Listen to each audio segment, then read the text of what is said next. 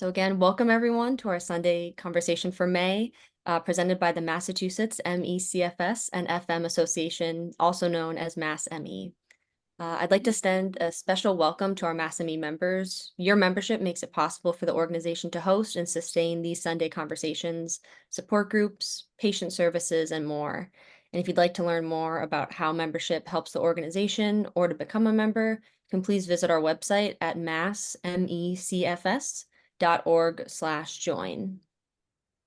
So I'd like to introduce our speaker today, Dr. Maitland. She's the Director of Allergy and Immunology Services at the Metrodor Institute.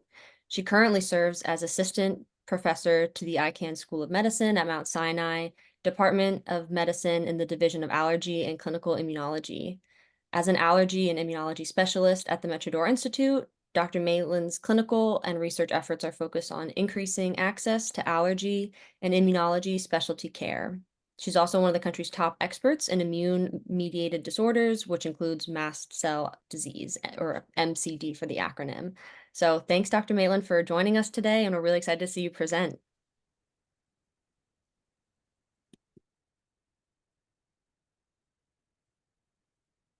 Hey, thank you for this wonderful invitation. It's actually great timing since I just finished up at a conference on mast cell diseases that was hosted here in Boston.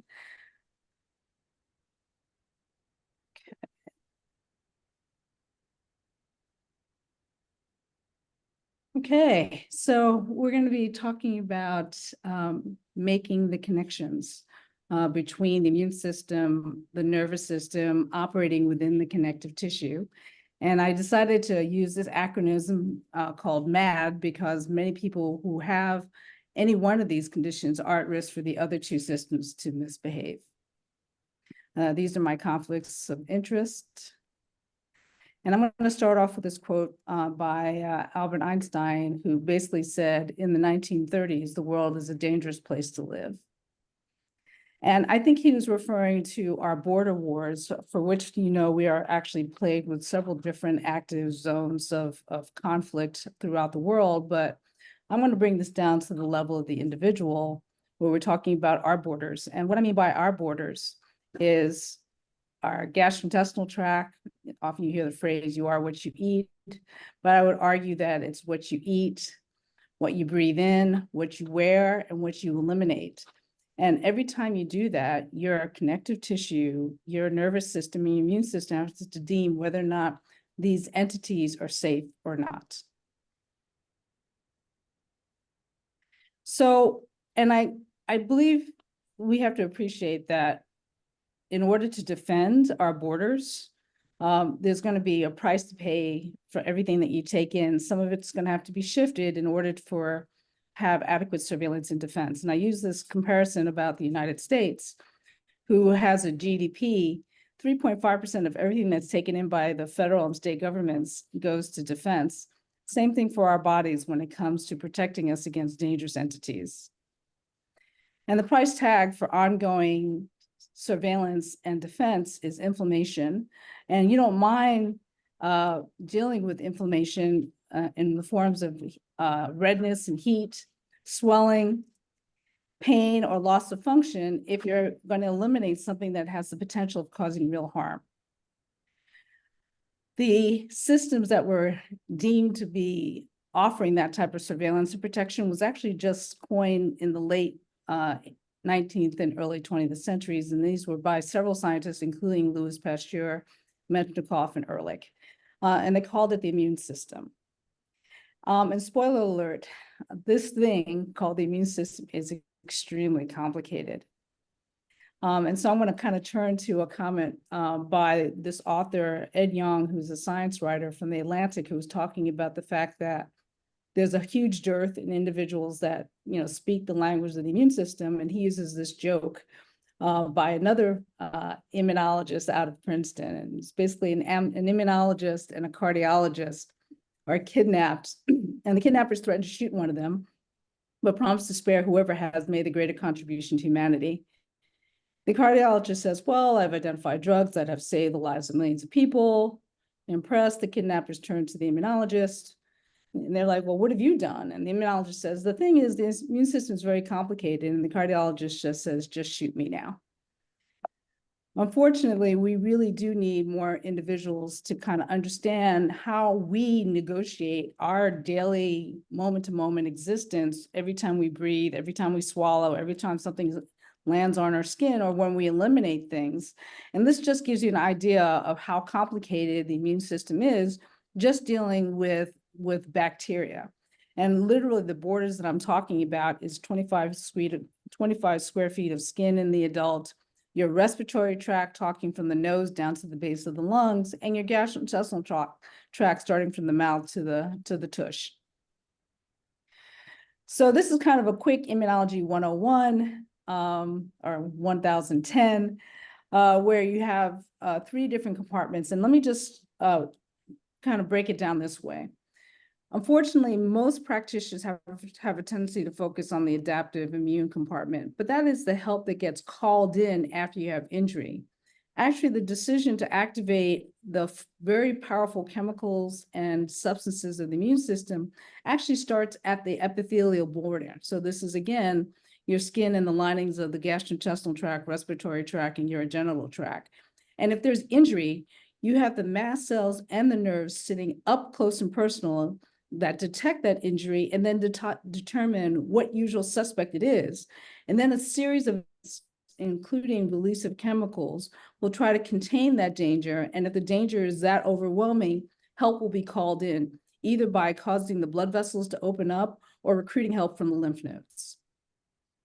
Just to give you a better idea of this coordination, the mast cells and the nerve fibers, and I want you to take in the fact that the nerve fibers are right up against the barrier, and then the mast cells are right below.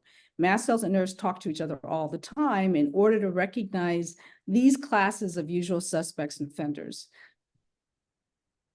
And to take it down even further, I really want to step away from the adaptive immune compartment and really talk about what's happening at the level of the epithelial layer, the nerves, and the mast cells. And this is why I would say this triad of MAD happens when you have a system that was designed to fight off parasites and bacteria and breaks in your borders that's existent in species other than humans going back thousands and thousands of years. It is this system that dictates whether your immune system learns to shut off or not. And so I would say back in the late 1920s and 30s, the idea that the immunity provided absolute protection against dangerous suspects, or at least the occurrence of some process strictly advantageous to the host. It wasn't until I would say the 40s and 50s we really started to see a change in the fact that the immune system can do harm. And this was actually noted by several articles, and this is just one example of the fact that we had a lot of interventions between the 1900s and the 21st century that led to a decrease in usual infectious disorders such as diphtheria. Nobody worries about strep as much nowadays. And some of the medical milestones that have contributed to that is sanitation, the use of antibiotics, the use of IV solutions, the fact that we now define what the immune system is. We have the ability to use genetics to identify not only infectious agents, but the response to infectious agents. But in that time, we've seen a huge increase in immediate as well as delayed hypersensitivity disorders. So all those milestones tackled rheumatic fever, hepatitis A, tuberculosis, which is not as much of a problem here as it is in other countries, measles and mumps. But at the same time, we started seeing a dramatic rise in immediate hypersensitivity disorders, including asthma, rhinitis, atopic dermatitis, hives or urticaria, and food allergies, as well as delayed or autoimmune disorders such as type 2 diabetes, Crohn's, and multiple sclerosis. And I would argue that this loss of tolerance or hypersensitivity has to do with our environment more so than our genes. So in addition to adding to rheumatoid arthritis, diabetes, multiple sclerosis, I would also add ME/CFS, and long COVID. So something has happened such that the acute inflammation that was responding to these type of insults, for some reason, the immune system did not learn how to turn itself off after that, and then got locked into this chronic inflammatory, chronic tissue injury, chronic irritation of the nervous system. And it's a vicious triad that just has not been interrupted, especially within the past 20 to 30 years. And I would add that the individuals that have been coping with ME/CFS, your disease finally became visible when we got hit by the pandemic caused by SARS-CoV-2. So I want to provide an allergy immunology perspective to ME/CFS and long COVID, focusing on that triad of the epithelial barrier that has embedded elements of the nervous system as well as embedded elements of the immune system, focusing on the somatosensory network, the mast cells that directly interact with our borders. So again, returning to this figure, talking about our epithelial border that has to sense changes in temperatures, changes in light waves, pressure, various infectious challenges, physical challenges, and naturally occurring as well as manufactured chemicals, whether they're coming from stinging insects or somebody giving you a topical antibiotic. And that will lead to signals both to the nerves and the mast cells, which will then coordinate different patterns of activity depending on the perceived danger. So this is all about perception of danger, clearing that danger, and then coordinating tissue repair once the perceived danger or the danger has been eliminated. And again, not focusing on the adaptive immune system, but focusing on the triad of the nervous system, the immune system, that its job is to see whether or not there are changes in the tissue that would warrant a change in their activity. And that triad is called the interactome. So, and that interactome is components, again, of the nervous system and the immune system. So the nerves and the mast cells talking with the connective tissue. And God forbid, you have an allergy immunology specialist talk to a neurologist in any organ system, whether we're talking gastroenterology or we're talking the rheumatologists who focus on musculoskeletal disorders or dermatologists. We all have to work as a team in order to try to understand what is the breakdown in this system that always used to focus on immune response if it was a real danger, and now loss of tolerance going after very benign changes in the environment or benign exposures or exposures to benign substances.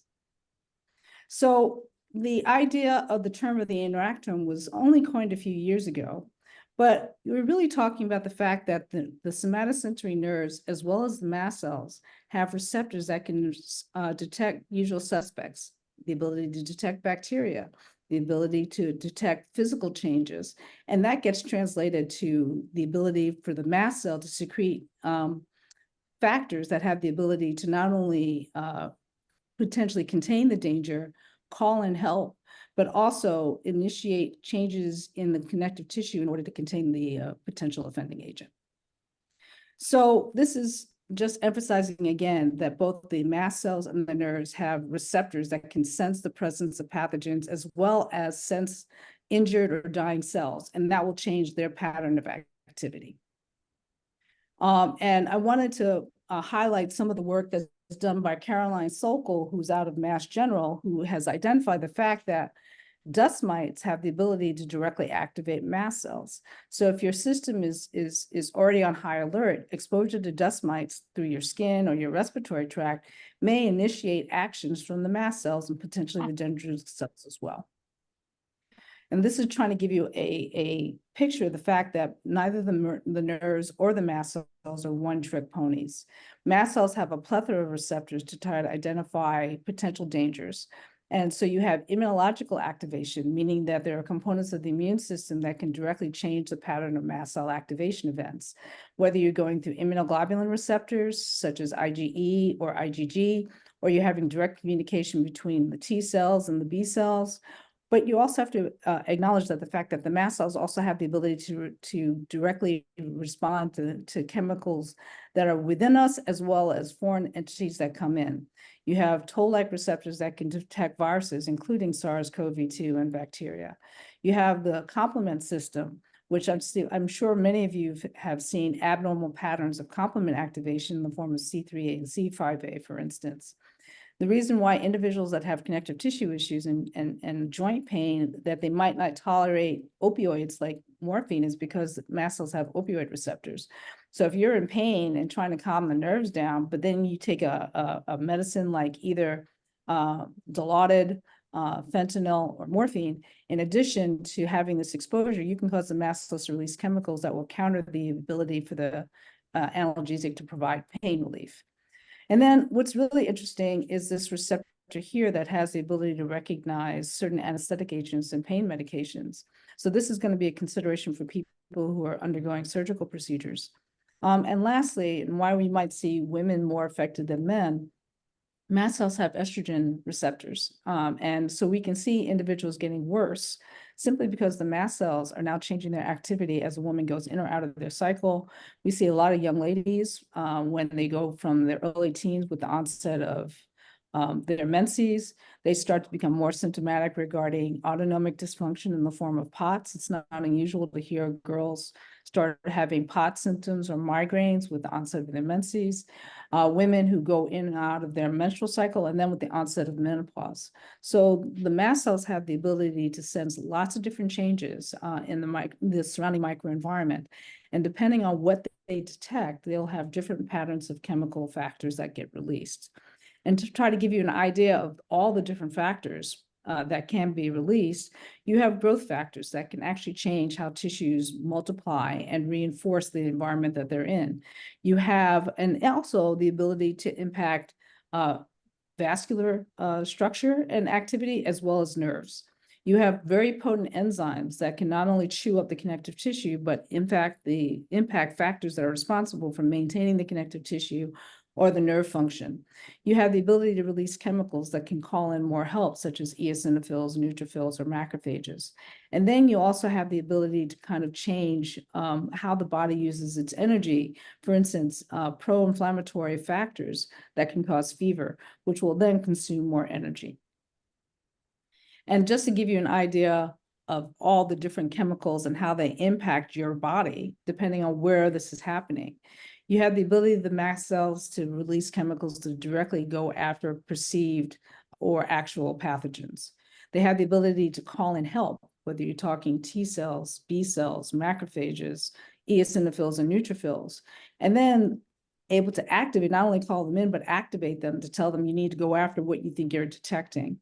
Also, it has the ability to change blood flow. So this is not unusual for individuals to have flushing episodes or have libido reticularis, because you have this dynamic interaction going on, not necessarily in one organ system, but might be going on in multiple organ systems. And then you start seeing changes in the structure of the connective tissue itself. So to kind of sum up, when it comes to us dealing with the world, nerves and mast cells are closely associated with the epithelial layer that's juxtaposed to the external environment. Nerves and mast cells are located at sites where you're going to have at risk for microbial exposure and entry, such as the skin, the respiratory tract, or the gut. And it is this communication between the nerves and the mast cells that has the ability to change the activity of the blood vessels, and not only just the blood vessels, but possibly the lymphatics and CSF flow as well.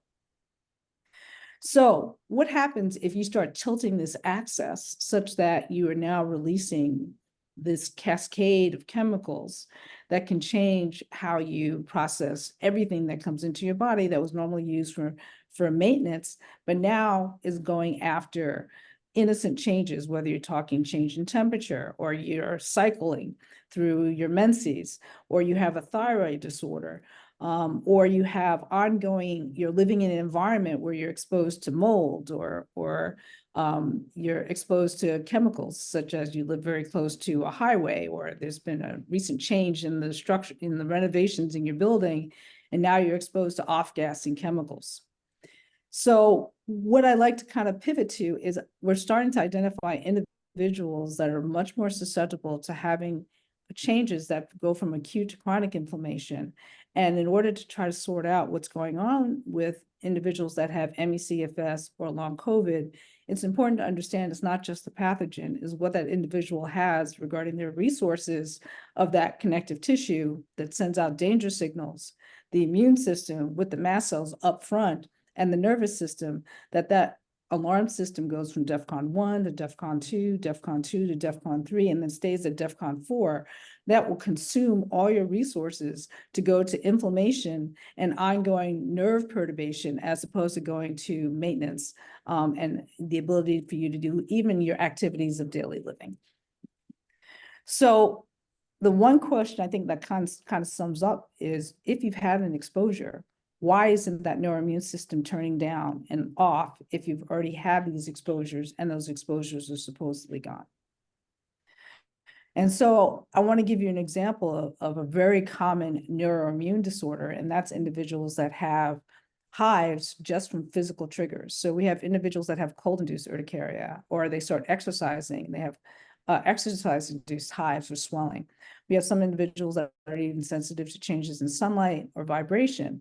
And that all reflects the communication between the nerves saying, I'm seeing a change that is potentially dangerous, telling the mast cells to release chemicals such as histamine or tumor necrosis factor or tryptase. And those factors not only have the ability to work on other connective tissues, it has the ability to feed back onto the nerves as well. And so let's start focusing on ME/CFS, where many different etiologies have been put forth to try to explain why this is happening. Whether we're talking infections, we're talking changes in the immune system, and not only when I talk about the immune system, not only just talking about the T cells and the B cells, but what might be happening higher up in the form of mast cells and dendritic cells. And then you have the form of stress, and the stress can be internal because your resources are now going to useless inflammatory issues and taking away from how your body works. So all these issues are going to tax your brain so that you can't think as clearly, or your mood is much more labile. You're going to have respiratory difficulties because in order to breathe effectively, you have to have the energy for the rib cage to expand and the diaphragm to go down. In order for you not to have issues with bloating and alternating diarrhea and constipation, that gut has to have the ability to have coordinated activity from the mouth with, a series of muscles that have to propel downwards, and it has to be synchronized. And then you have individuals that end up having chronic neuropathic issues because you have all these inflammatory mediators running around. It's not conducive for nerves to be functioning without having that alarm system go off and contribute to the ongoing awry of the neuroimmune axis, saying that there's still a problem and you still need to keep that defenses up. So, and what's unfortunate in our healthcare system is most practitioners, one, have had very little, if any, exposure to the immune system. I would think most of the healthcare providers that are listening in can probably remember maybe 2 weeks worth of lectures their first year of training. And so without knowing that medical disorders can present with neuropsychiatric issues, a lot of individuals that have mast cell dysfunction or have autonomic dysfunction or a connective tissue issue will be labeled with a psychiatric disorder, which will then kind of block any further evaluation. And then once you get labeled with one of those, scarlet letters, such as, somatic disorder or conversion disorder, people, a lot of practitioners just give up on the patient saying this is just anxiety, and in fact, it's a person who really wants to do something, but their bodies don't let them. And then most of you are familiar with the symptoms and signs of ME/CFS. I won't dwell on that. But again, this is a question about how much do you have in your tank in order to do your normal activities of daily living, be able to breathe effectively, for your gastrointestinal tract to work efficiently. If you don't, then things start to, the amount of energy that you have in your gas tank just goes lower and lower and lower.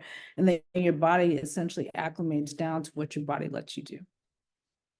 So I'm going to kind of focus in on the immune system and its role in ME/CFS. Since I'm an immunology specialist and I rely on my neuro and hereditary disorders of connective tissue colleagues to kind of help elevate the conversation between these three organ systems. So many different immune profiles have been put forth to kind of explain ME/CFS. And so you have individuals that focus on that there's an abnormal cytokine problem, but where these cytokines coming from are these chemokines coming from? Are they coming from the T cells and B cells? Or could this be happening much higher up? For instance, mast cells make and secrete tumor necrosis factor. They participate in serotonin metabolism. They have the ability to respond to factors that are from the nerves. So I'm not sure that we can say that this is the source and then to go ahead and try to identify what cytokines are abnormal and then give you a medication that targets either underfunctioning or overfunctioning panels. Another one that has been proposed is the fact that you have low functioning natural killer cells. One of the experts in natural killer cells is Jordan Orange, who is now the chief of pediatrics down at Columbia. And he basically says, in order to even think about NK cell function again, and this is called in help from what's going on at the border, I think if we think a little bit higher up, we might be able to understand why the natural killer cells may be exhausted or overutilized inappropriately. And then again, there's this focus about differences in markers of T cell activation. And again, I would point out that T cells and B cells are called in if the epithelium, the mast cells, and the dendritic cells, as well as the somatosensory network, feels that they need the help. So going back again to this image of the nerves and the mast cells right up against the epithelial barrier that has the ability to completely influence different components of your bodily functions. I think if we focus on whether or not you have mast cell dysfunction, autonomic dysfunction, or a connective tissue diagnosis, it's important to understand that a connective tissue issue is going to impact the function of the mast cells as well as the somatosensory network. And then a mast cell or immune dysfunction, or either primary or secondary mast cell activation disease, will impact the function of the nerves and the connective tissue. So one of my phrases from Dr. Heidi Collins from the EDS Society is, if you can't connect the issue, think connective tissue. So let's turn a new page and try to diagnose long COVID as well as ME/CFS, especially on how our bodies may be when we encounter something like SARS-CoV-2 or Epstein-Barr virus or Lyme or parvovirus. Something about how our systems can't turn off once you've had that exposure in some individuals may predispose them to developing ME/CFS after one of these infectious exposures. And I'm going to use the advantage, I'm going to use some of the literature from SARS-CoV-2 because we have more information here on individuals that are great at risk for developing long COVID and ME/CFS or have an ME/CFS exacerbation, because we're able to identify when they were exposed to COVID and then try to understand what was that person's particular tissue response to that exposure.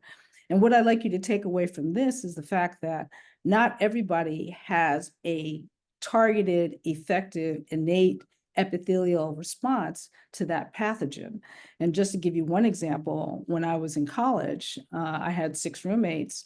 4 or 5 of us came down with Epstein-Barr virus exposure within the first month. I was down for a day. 2 of my roommates were down for weeks. That goes to show you that it's not just the virus, it's not just the pathogen, it's the pathogen in that particular individual. So what did that person bring when they got that exposure to potentially contain it? And what the panel to the left is saying is, if you've had SARS-CoV-2 exposure and you had an effective early immune response, you're less likely to be so dependent on the adaptive immune response, which was ill-prepared to deal with this new pathogen. But if you had an ineffective innate epithelial immune response, you then end up having persistent activation of the immune system that was not helpful. It's kind of like the analogy I often give several of my patients, like if your house is on fire and the police show up, it's lovely that they're there, but they really don't know how to put out the fire. And then any attempts that they have will just maybe put down a few of the issues with that fire. So some individuals have an immune system that's not able to completely clear that virus on that exposure. So now you have an ineffective adaptive immune response that gets recruited in and exhausted. And so now you're locked into an acute inflammatory issue after an acute exposure. And because you didn't have the right components, or your body did not have the right resources to deal with that exposure, you then get locked into this chronic inflammatory issue, including what we think might be going on in long COVID as well as ME/CFS. So some of the inappropriate situations that we see develop in long COVID and ME/CFS is because there's ongoing inflammation and recruitment of T cells and B cells, you can actually start developing antibodies against injured tissue. So now tissue that's been injured, that's putting out self-antigens, now can be the target of the immune system. We also have individuals that have undiagnosed immunodeficiency syndromes or undiagnosed connective tissue issues, and they're unable to clear the virus. So now, again, you have a suboptimal immune response, a suboptimal tissue response that allows the virus to persist in places like potentially the gastrointestinal tract or the nose and sinuses, especially in individuals that it might be hiding in the adenoids. And then there's some evidence pointing to the fact that it might even be able to hide in the brain as well. And then because you had an inappropriate immune response or an inappropriate tissue response, you end up with more organ damage. And with altered organ tissue and architecture, again, the whole axis is going to be off and not able to contain an effective, contain the pathogen with an effective response, and then coordinate an effective tissue remodeling repair. And so now the organ is now compromised, which is what we see with some viruses that, for instance, influenza, sometimes if you don't get that influenza under control, that will allow the lungs to take more of a hit that will now allow opportunistic bacteria, such as some forms of strep, to cause you now to have a bacterial pneumonia as well. And lastly, and I didn't bring this up as much earlier before, but both the nerves and the mast cells have the ability to influence the flow of blood. Mast cells can activate platelet activating factor. Nerves can release leukotrienes, for instance, that will change the caliber of the blood vessels. And now you develop these microclots in end organs such as the kidneys, the gastrointestinal tract, and possibly even the brain. So instead of focusing on the adaptive immune system, I would encourage you to kind of ask questions about mast cell activation disease. So if you have the diagnosis of ME/CFS, or you have the diagnosis of long COVID, and I will add, even if you have the diagnosis of a connective tissue issue, such as Ehlers Danlos syndrome, Marfan's, or hypermobile spectrum disorder, you should be screened for mast cell activation disease. And I'm using the term mast cell activation disease because we really don't have great serological factors, blood factors, or urine factors to identify whether or not the mast cells are forward or a major contributor to your ongoing symptoms that probably started months, if not years ago. So I want to go back to the term, to the phrase that was put by Albert Einstein. Yes, the world is a dangerous place, not because of those who do evil, but because of those who look on and do nothing. And what we need to do is kind of change the healthcare system so that we have less practitioners that don't know how or not willing to help individuals that are impacted by these diseases. And the way you can do that, especially in an organization that you have, is to start a different conversation and basically have a better map to negotiate this, again, very rugged, rough healthcare terrain that's really blocking the ability for you to tell your story and then be seen and heard by somebody who has more experience in this space. So the term mast cell activation syndrome was first coined in 2010 or 2011. And that was after we started seeing a rise in individuals having allergic rhinitis and food allergy and asthma, which was only 20 years in the making. And I would argue that there was not as much attention paid to the rise in food allergies and allergy and anaphylaxis, which now affects 1 out of 50 living here in the US, until the HIV epidemic came under control. And so instead of talking about what might have caused the mast cells to be misbehaving, let's see whether or not the mast cells are participating in it. And it really is 3 simple questions. Do you have signs or symptoms that mast cells may be misbehaving in 2 or more organ systems? And you can see whether we're talking about headache disorders, brain fog, memory impairment, sleep disorders, cardiovascular system, you're at risk for POTS-like symptoms like racing hearts, low blood pressure, episodes of chest pain or lightheadedness, gastrointestinal distress in the form of bloating, nausea, diarrhea, urinary tract disorders, which often get ignored, whether you might have pain with intimate relations, or you're not able to start urinary flow, or you find that you're not able to empty your bladders, musculoskeletal issues. Obvious skin issues is, you flush, you're itching, you're popping up with these red whelps, And respiratory distress, like you're having ongoing postnasal drip, nasal congestion, unable to take a deep breath, or you're having episodes of coughing. The next thing is, if you have these signs or symptoms, the next question should be, have you felt a little bit of modest relief if you've taken a histamine blocker or a leukotriene blocker like montelukast, over-the-counter nasal cromolyn, or if you're on a major medication like omalizumab or ketotifen. And this is not to be a cure. This is to say, are the mast cells major players in causing these hypersensitivity issues in what you're dealing with? And then the last question is, what's the data to support the story that mast cells are misbehaving? And so tryptase is the gold standard, and urine metabolites are helpful, but I have to tell you, tryptase is found in basophils. Methylhistamine, prostaglandins are made by other cells other than mast cells. So I would highlight the fact that mast cells are tissue-based cells. So if you had an endoscopy or a colonoscopy or a skin biopsy, the best way to figure out whether or not your mast cells are contributing to your symptoms is to look in the tissue and see whether or not those mast cells look abnormal. So this is the questionnaire that, and I'm happy for you to have my talk so you can see, but this is a way to kind of get a better story on whether your mast cells are misbehaving or not.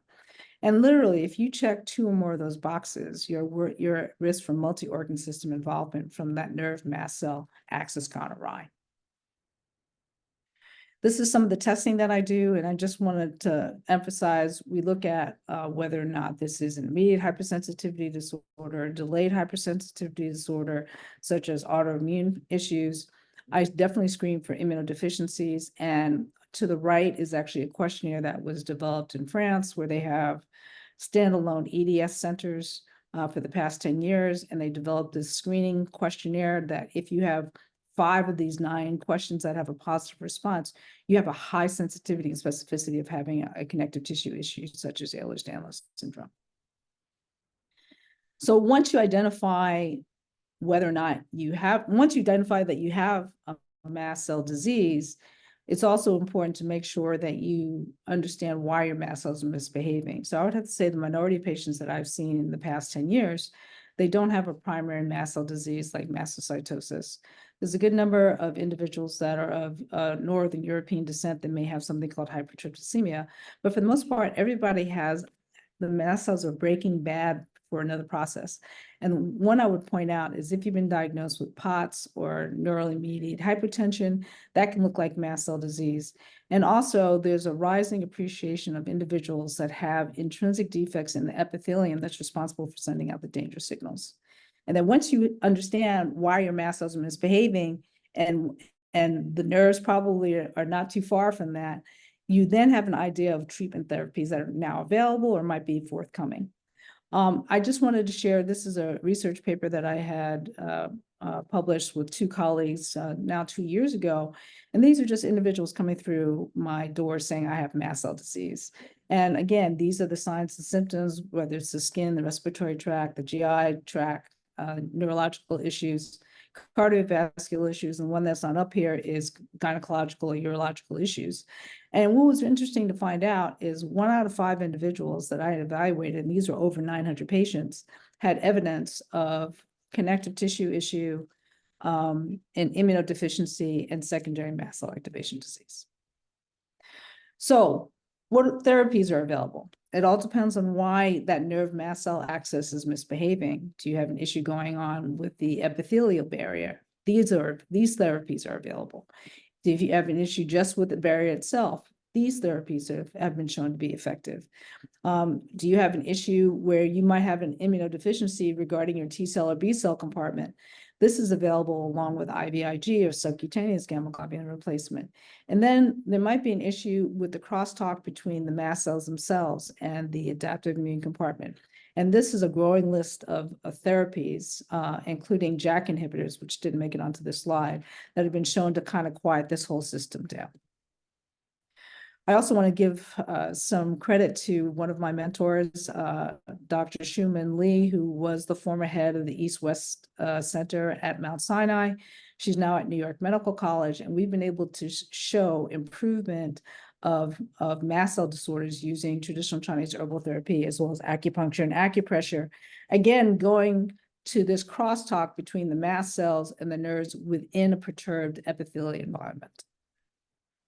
So going back to ME/CFS, and I'm sure most of you who are either dealing with ME/CFS or a caregiver, someone who's impacted by this very complicated disease, if we try to tackle this by just going after one leg of the three legs that are holding you up, you're not going to get any better. And unfortunately, if you just go to a dermatologist is just going to focus on the skin. If you're going to go to an ENT because you have congestion issues, the ENT is just going to focus on that. Same thing for neurology, same thing for gastroenterology.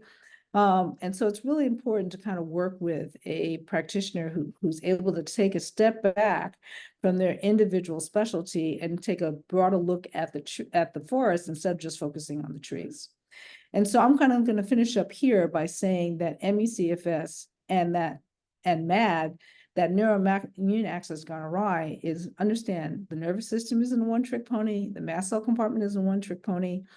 And either one of those going awry you're going to have multi-organ system involvement. The importance is to try to figure out, is it mast cell forward? Is it the somatosensory network that might be problematic? For instance, individuals that have mast cell dysfunction, we've seen that in individuals that have cervical spine instability or an occult tethered cord that has gone undiagnosed or undermanaged. And so it's really important to figure out why your nerves and mast cells are misbehaving, which will then give you better tailored therapies.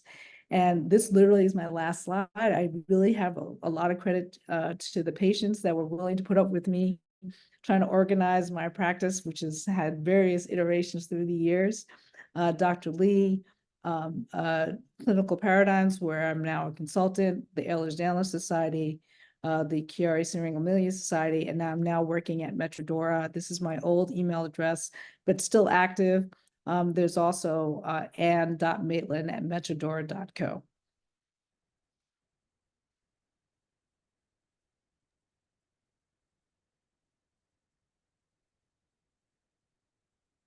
Awesome. Thank you so much, Dr. Maitland. That presentation was really bold and very informative. I think a lot of people are going to get a lot out of reviewing the slides after and on our YouTube and stuff. Thank you very much.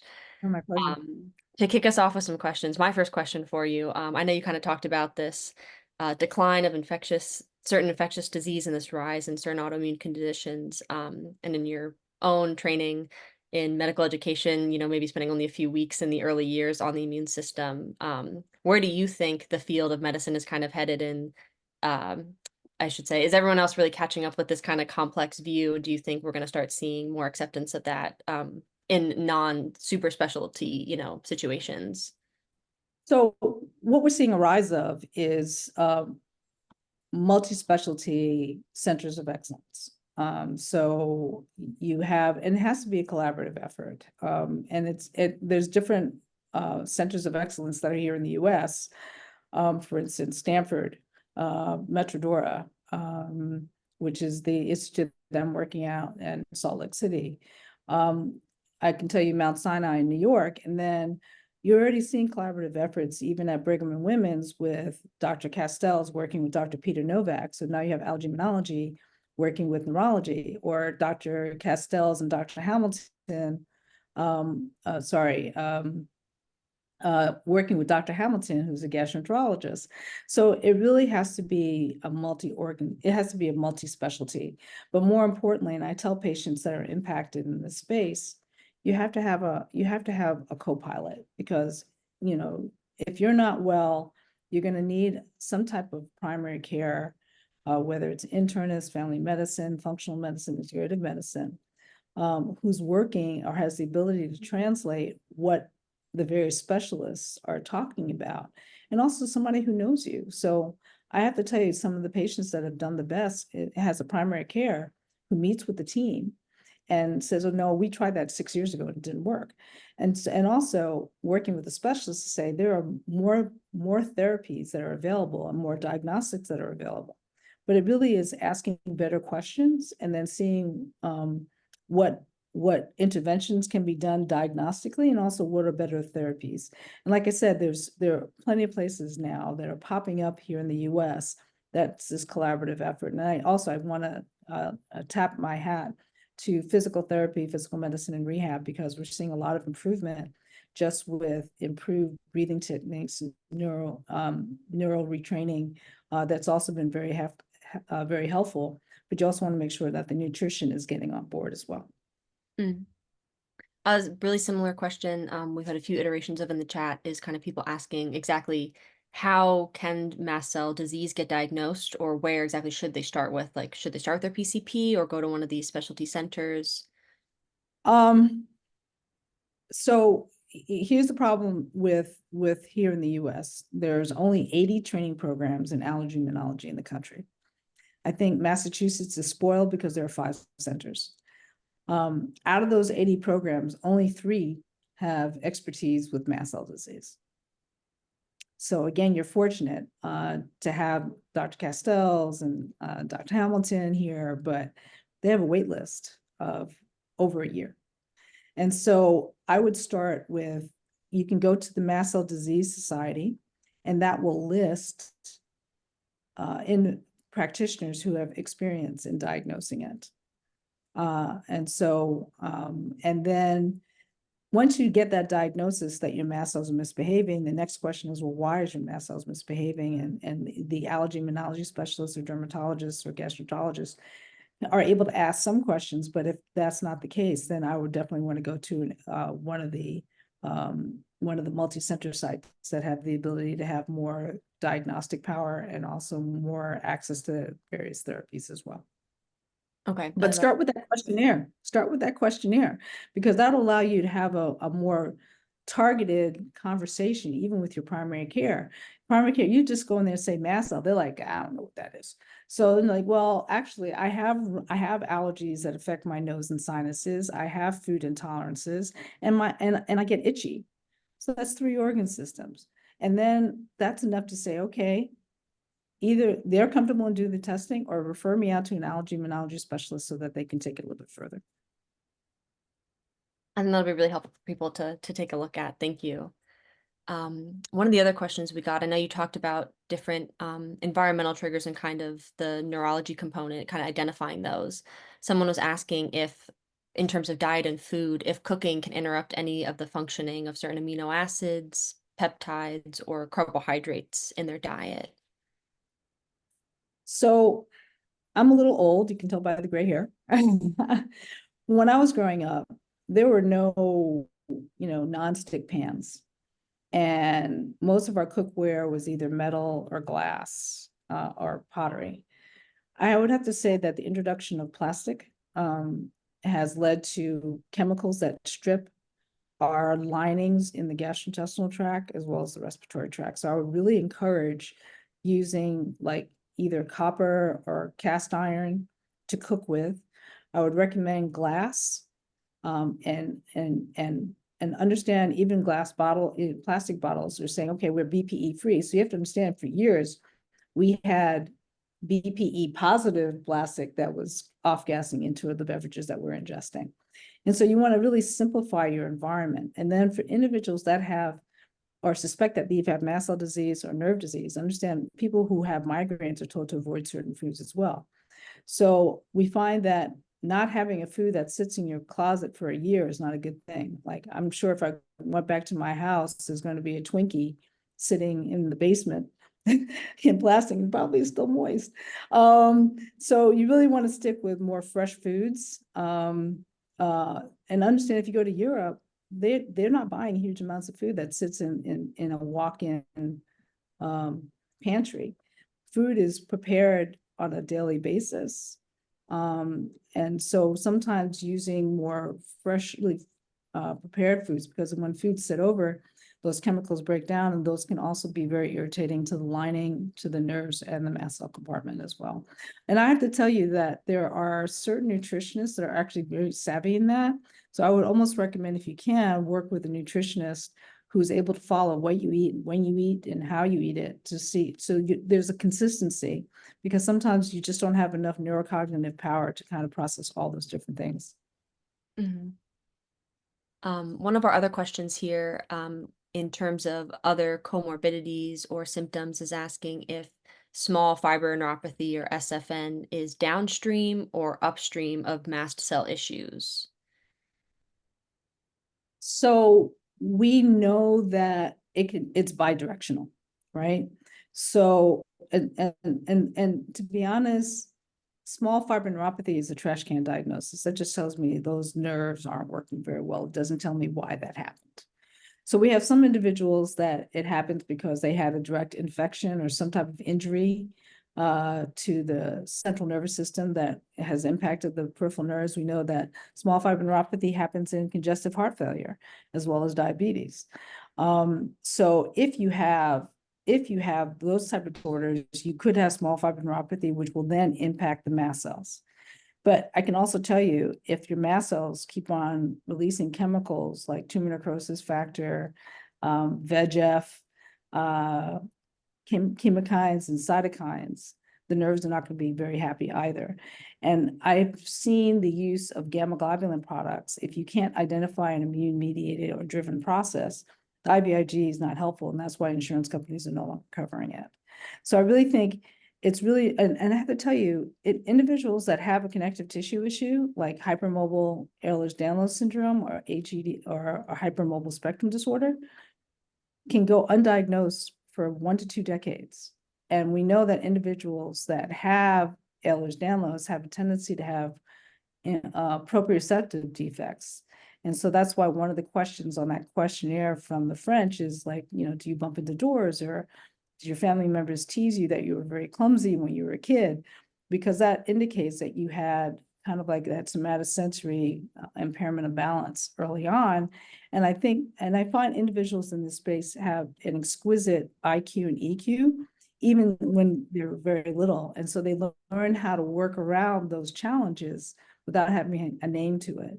So understand mast cell disease and autonomic dysfunction can go masked, undiagnosed, and undertreated for years. And, that old Yogi Berra, so I'm again dating myself into my fellow seasoned members who are listening. It's that old Yogi Berra, the longer it goes on, the longer it goes on. And that's just going to cause more tissue damage and more wear and tear. Okay. In a similar kind of vein, someone is asking again about maybe similar presentations, like you're saying, of something not being diagnosed for a very long time, asking if venous compression causing a blood pooling, if that can lead to an MCAS-like response due to an acrocyanosis or sluggish perfusion and altered blood chemistry. All right, so I'm going to qualify myself. All right. So you can, so I can, I would have to understand why the veins are doing that, right? So, are you having incompetence of the venous valves that are causing that? Or again, do you have an undiagnosed neuropathy or an undiagnosed connective tissue issue? But I can tell you the mast cells will be more active because the tissue, if you're having that acrocyanosis, that darkness of the skin or the pooling, that is a danger signal. And the mast, but they might not necessarily know how to act on that danger signal, and you might default down to a pathway that's not only not beneficial, but may add to the problem. So again, if that's the case, if you're having, you need to understand why that pooling is happening, why the veins are doing that, instead of, and I think the one thing that we have learned as a people living in a country where we have ready access, like, you can get on ZocDoc or what have you, and not to besmirch ZocDoc, but a lot of people end up going after individual signs and symptoms and go after what bothers them the most. But it might be that itch that you've gotten used to that might be the biggest clue to what's going on with you. And by the way, itch can happen because you have a mast cell issue or you have a somatosensory nerve issue. And so again, I would really recommend that you not continue down this path without a navigator who can then understand your story and then put together a better plan or different plan that's asking a different set of questions, which will lead to a different set of testing. So just to give you an example, the joint effort, that story that I showed regarding when mast cell activation syndrome was coined, That was a joint effort between gastroenterology and allergy immunology at Brigham Women's. And you know what they did? They went into an IBS clinic, and the average patient that participated in that trial was parked in the IBS clinic for 5 to 7 years. 5 to 7 years, taking all different types of medications and dealing with all that. And so, you know what they did?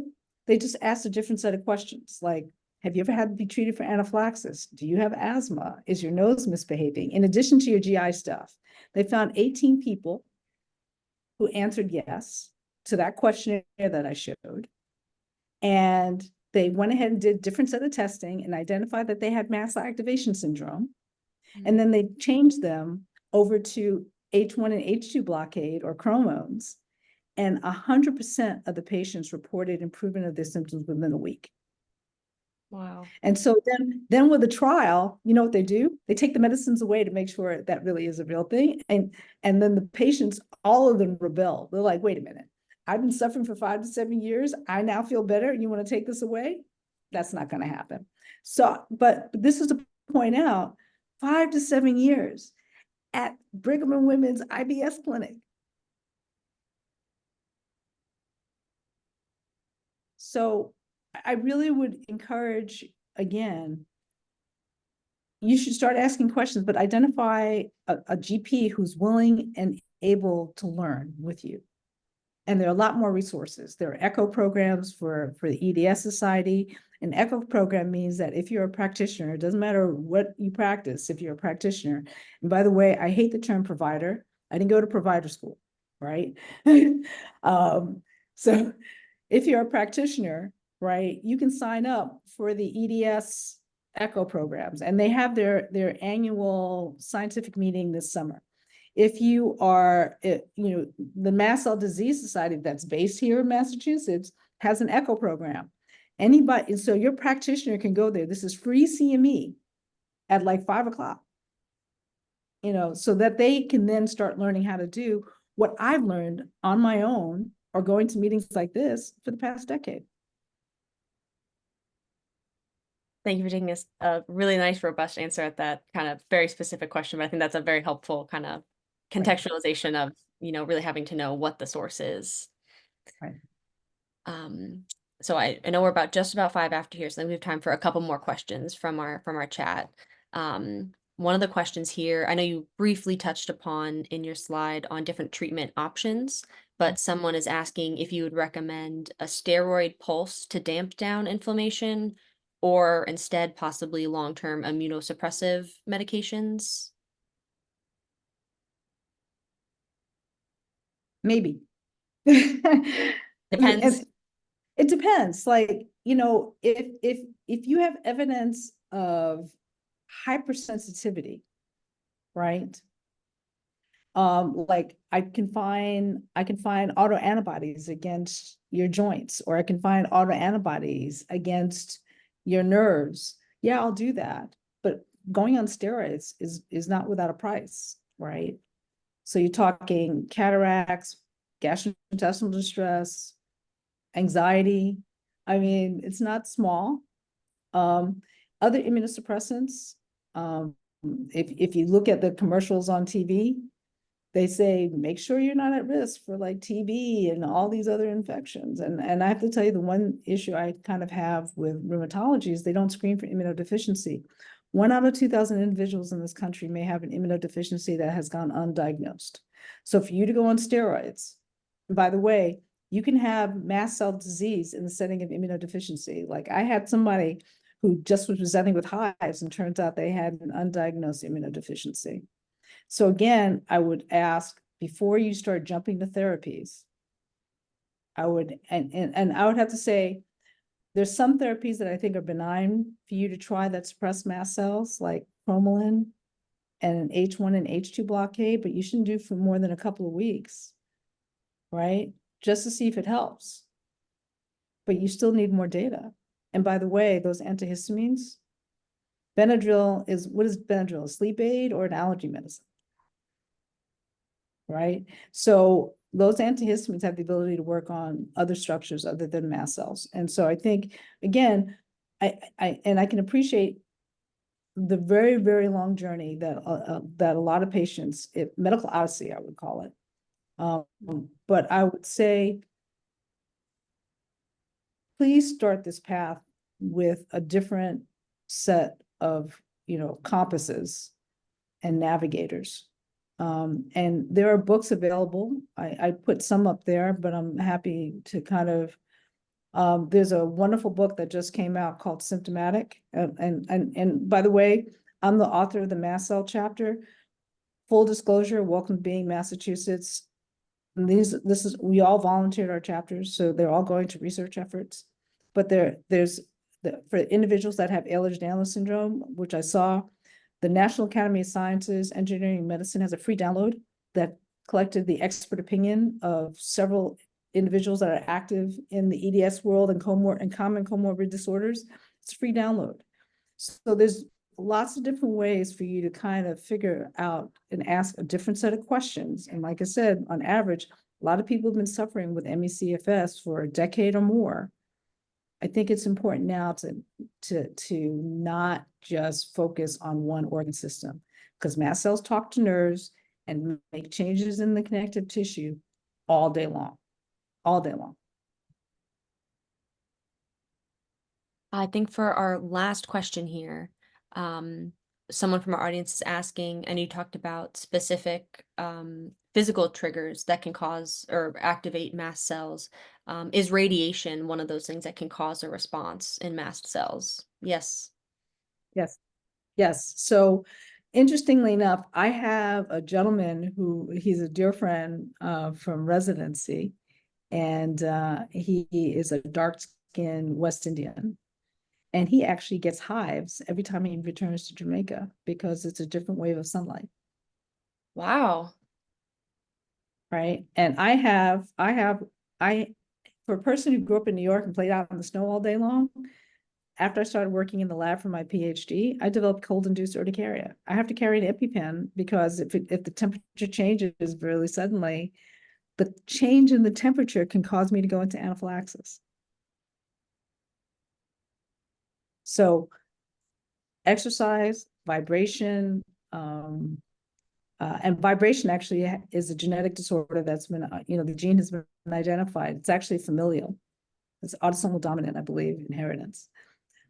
Solar, water. I have one person who has to be careful about going into certain bodies of water because they'll break out in hives. I mean, if you think about the job of these mast cells before we were surrounded by, four walls and air conditioning and all this other stuff, go back 200 years when your ancestors were by the riverbed, right? The purpose of the epithelium, the mast cells, and the nerves while you were sleeping would act as your surveillance and response, and also to wake you up so you can start moving, right? And our living environments, and I tell parents all the time when they bring their children in, you have to admit that the world that you grew up in was very different than what your children are growing up in. And then if you ask the grandparents, they're like, I grew up in the Bronx. I still remember milk being delivered in glass bottles to my back door. And food was only kept for a few days, and we shopped every week. Not this, canned and plastic bottles. So literally everything that we eat, drink, wear, apply to our bodies. And I can tell you that this has been a major issue because there have been 3 major lawsuits just within the past decade. We had a major airline sued by their stewardesses because they changed their uniforms and the uniforms started causing rashes. We had a major supplier of hardwood or engineered hardwood for new homes. They got this batch from abroad that was off-gassing formaldehyde, and they installed it into homes. They ended up having to change their name, right? And then I can tell you, if you live within 500 yards of a major road or highway, you're at increased risk for exposure to airborne volatile organic compounds or diesel particles. And we know that individuals that live close to those facilities, this is talk about living on the other side of the tracks, you're going to be at increased risk for developing respiratory and skin diseases. Those are all physical triggers.